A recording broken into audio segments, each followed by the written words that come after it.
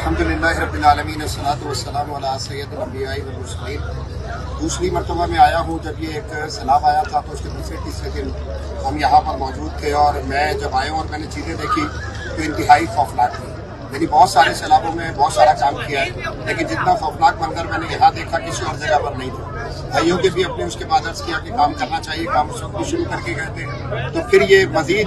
آپ یہ سمجھ لیں کہ ضرورت کے مطابق اس کو آگے لے کر چلا جائے۔ تو اس حوالے سے الحمدللہ کام شروع کیا شفیق بھائی نے، اس کے حوالے سے جو بھی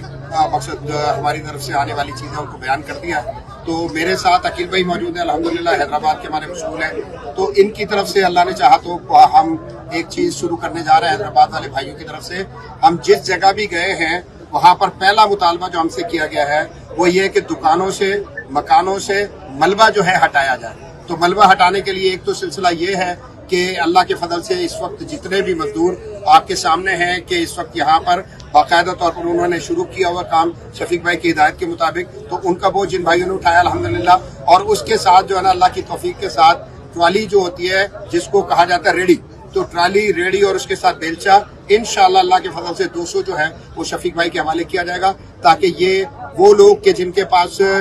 قوت تو ہے لیکن مقصد یہ سمجھ لیں کہ اوزار نہ ہونے کی وجہ سے